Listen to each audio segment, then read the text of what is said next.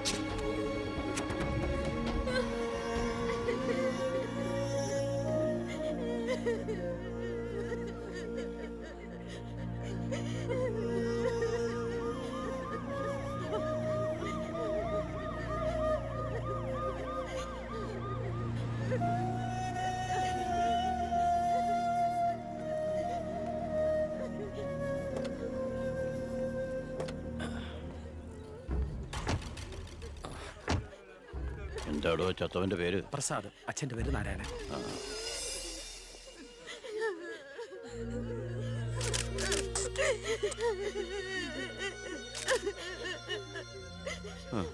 പ്രസാദിന്റെ അച്ഛൻ ഈ ഇരിക്കുന്ന. ഞാനാണ് കേട്ടാ. പ്രസാദ് എപ്പോഴും പറയുമായിരുന്നു അച്ഛനെ കുറിച്ച്. വിഷമിക്കരുത്.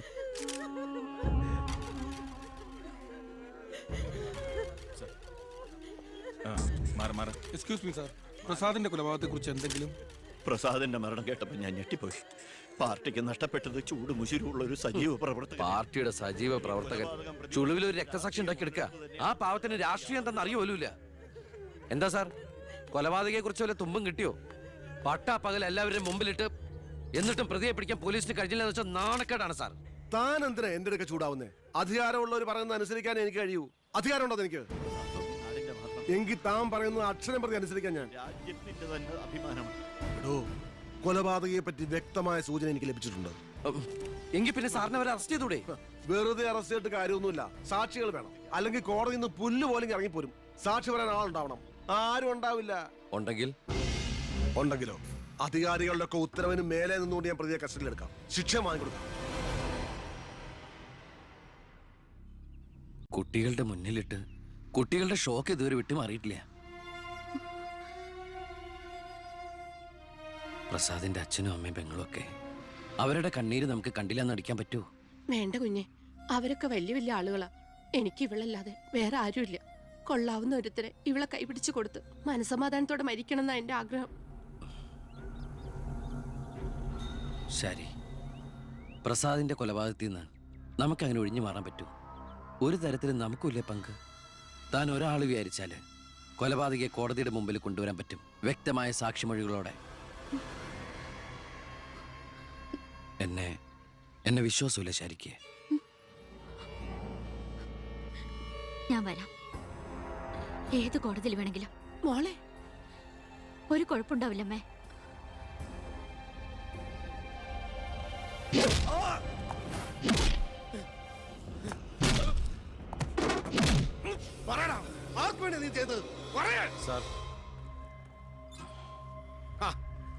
ഇവനാണ് മുഖ്യപ്രതി, വെട്ടൂർ ശിവൻ.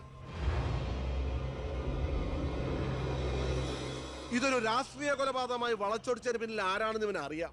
പക്ഷെ നീ കാരണം എന്റെ പെങ്ങള് പോലീസ് സ്റ്റേഷനായി പോയി. സാറിവിടെ നിൽക്കണോ? അല്ലെങ്കിൽ ഞാൻ നിന്നെ കൊണ്ട് പറയിപ്പിച്ചനെ കേട്ടോ. ഞാൻ നിൽക്കുന്നത് താൻ കാര്യാക്കണ്ട. കൊടുക്കടോ. തന്റെ പെങ്ങളെ കെട്ടായിരുന്നവനല്ലേ ഇവൻ കൊന്നത്. അപ്പൊ പിന്നെ ഞാൻ ഇടിക്കുന്നതിനേക്കാളും പവർ തന്റെ കഴിക്കാം. നോക്കി നിൽക്കാതെ കൊടുക്കണോ?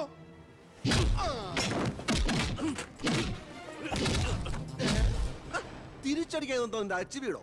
ഇടിച്ചു തന്നെയോ? ഇടിക്കടോ.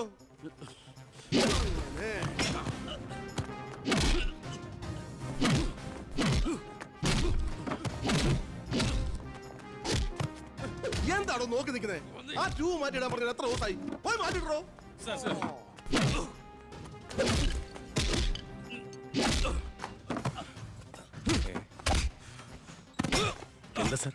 ഒന്നുമില്ലടോ, പോലീസ് സ്റ്റേഷനിൽ കൊണ്ടുവന്ന് പ്രതി ഓടി രക്ഷപ്പെടാൻ ശ്രമിച്ചു. പിടികൂടിയപ്പോ പറ്റിയ മുറിവുകളാണ് ദേഹത്തെന്ന് FIR എഴുതി ചേർന്നു. സർ. ചെല്ല്.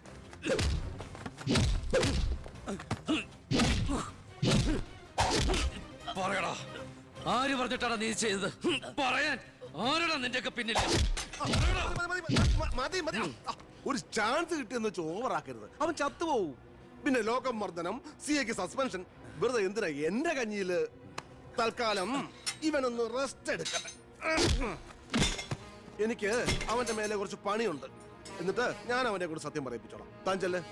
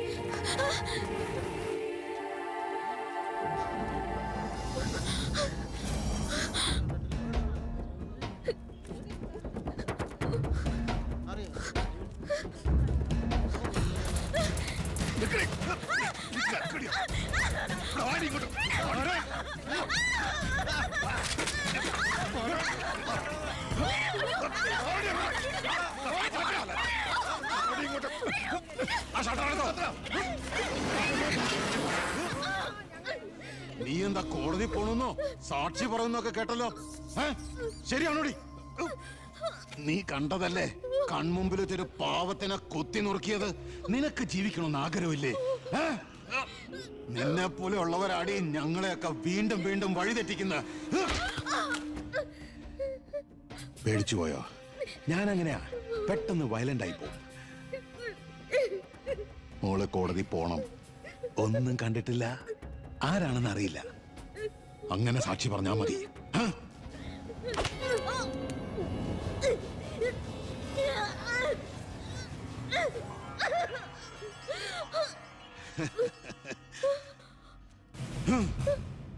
ഇനി ഇതിന്റെ പേരിൽ നമ്മൾ തമ്മിൽ കാണേണ്ടി വരരുത്.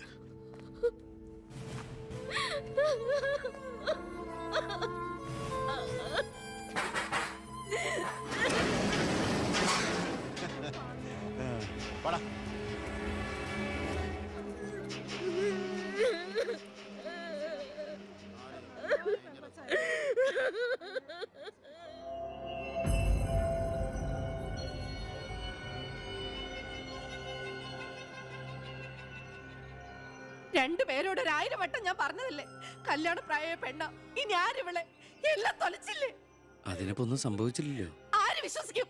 ഇത്രയും പേരുടെ മുന്നിൽ വെച്ച് മറുപടി പറഞ്ഞു പറഞ്ഞു ഞാൻ മടുത്തു. എങ്ങനെ ആശ്വസിപ്പിക്കണ്ടെന്ന് എനിക്കറിയില്ല. ഈ സമയത്ത് പറയുന്നത് ശരിയാണോന്നും അറിയില്ല. ഒരു സഹതാപത്തിന്റെ പുറത്ത് ചോദിക്കുന്നതല്ല. എനിക്കിഷ്ടമാണ് അവളെ. ഞാൻ നോക്കിക്കോളാം, പൊന്നുപോലെ. രാഷ്ട്രീയ കുടുംബമല്ലേ, അവസരത്തിനൊത്ത് പലതും പറയും. നാളെ അത് മാറ്റിയും പറയും. തിരിച്ചറിവില്ലാത്ത പ്രായത്തിൽ നീ കൊടുത്ത കത്ത് മേടിച്ചു എന്ന് പറഞ്ഞ് ആട്ടി പുറത്താക്കിയതല്ലേ ഞങ്ങളെ. ഇപ്പതാ സാക്ഷി പറയാൻ കൊണ്ടുപോയി അവളുടെ ജീവിതവും നശിപ്പിച്ചു. ഇനി എന്ത് വിശ്വസിച്ചാ അവളെ നിന്റെ കൂടെ അയക്കേണ്ടത്? കൊല്ലൂല്ലെന്ന് എന്താ ഉറപ്പ്? മന്ത്രിയുടെ മോൻ എന്ന പദവിയല്ലാതെ ഇവളെ കൊണ്ടുപോയി പോറ്റാൻ നിനക്ക് വല്ല ജോലി ഉണ്ടോടാ?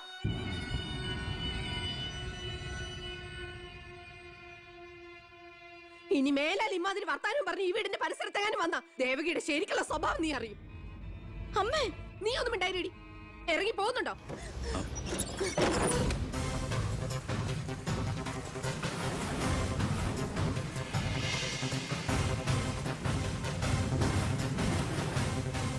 ഇടയ്ക്ക്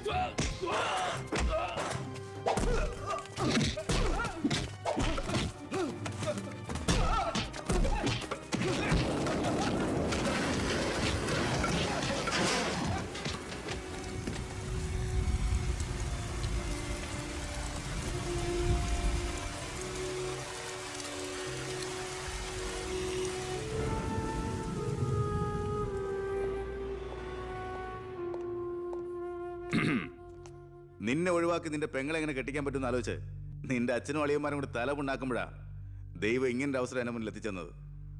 ആദ്യം നിന്നെ സപ്പോർട്ട് ചെയ്യുന്ന CI വിജയനെയും ഗ്രൂപ്പിനെയും ഒരു അന്വേഷണത്തിന്റെ ചുമതല കൊടുത്ത് ഞാൻ സേലത്തേക്ക് അയച്ചു. ഇനി ഇവിടെ വെച്ച് നിനക്കിട്ട് തന്നാലും കൊന്നാലും ചോദിക്കാൻ ആരുമില്ല. പക്ഷെ എന്ത് ചെയ്യാൻ പറ്റും, നീ എന്റെ അളിയനാകാൻ പോലെ. ഒരേ ഒരു അളിയൻ. ഒരു പ്രതിയെ പിടിച്ചാൽ 24 മണിക്കൂറിനകം കോടതിയിൽ ഹാജരാക്കണമെന്ന നിയമം. പക്ഷെ നിന്റെ കാര്യത്തിൽ ഞാൻ പറയുന്ന റൂൾസ്.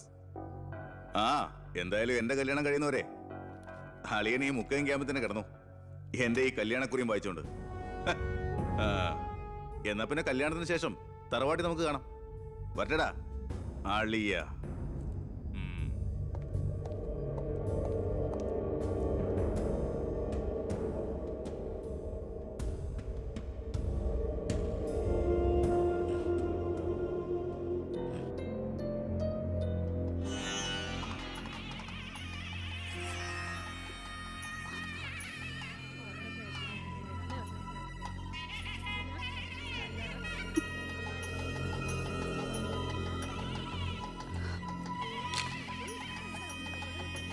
ഇതുവരെ റെഡി ആയില്ലേ? വരണം കൂട്ടിൽ ഇപ്പൊ ഇങ്ങ് എത്തും. പവിത്ര, ഉണ്ണിയെ കുറിച്ച് വല്ല വിവരവും കിട്ടിയോ?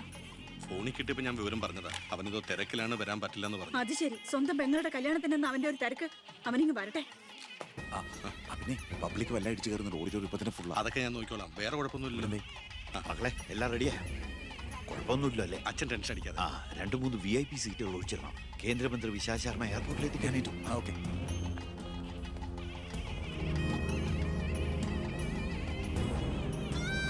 മോളെ,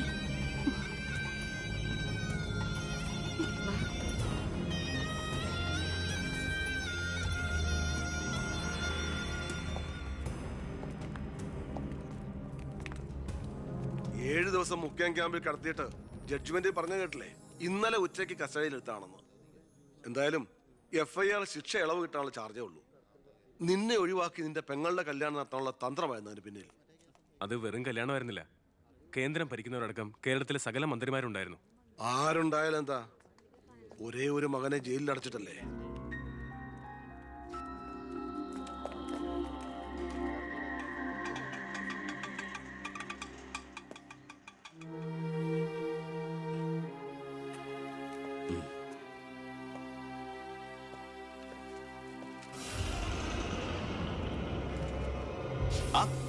ഇതാര്?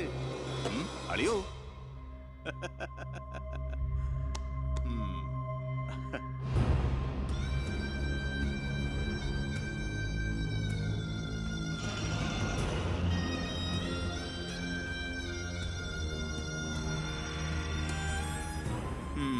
ഒരു ദൂരയാത്ര കഴിഞ്ഞ് വരുന്ന ലക്ഷണമുണ്ടല്ലോ.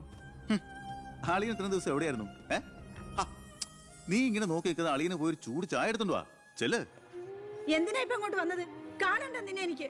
വീട്ടിലൊരു നല്ല കാര്യം നടക്കുമ്പോ നാട് നന്നാക്കാൻ നടക്കുന്നു. മന്ത്രിയായി നിന്റെ അച്ഛനേക്കാൾ തിരക്കുണ്ടോടാ നിനക്ക്? ഞാനില്ലായിരുന്നെങ്കിൽ എന്താമേ, ഇവിടുത്തെ കാര്യങ്ങളൊക്കെ ഭംഗിയായിട്ട് നടത്താൻ എല്ലാരും ഉണ്ടല്ലോ. എത്തിയോ വിമതൻ? വിമതൻ. ചെറുപ്പകാലത്ത് ആവേശമായിരുന്നു എനിക്ക് എൻ്റെ അച്ഛൻ. മനസ്സുകൊണ്ട് രാഷ്ട്രീയ ഗുരുവെ കണ്ടിട്ടാ ഞാൻ രാഷ്ട്രീയത്തിലേക്ക് ഇറങ്ങിയത്. പക്ഷേ അടുത്തറിഞ്ഞപ്പോ തെറ്റുകളിൽ നിന്നും തെറ്റുകളിലേക്കാണല്ലോ അച്ഛൻ പോയിക്കൊണ്ടിരിക്കുന്നത്. എന്റെ കൂടെപ്പുറപ്പിനെ മനസ്സിലാക്കിയില്ലല്ലോ. വളരെ വിഷമമുണ്ട്, സഹതാപമുണ്ട്.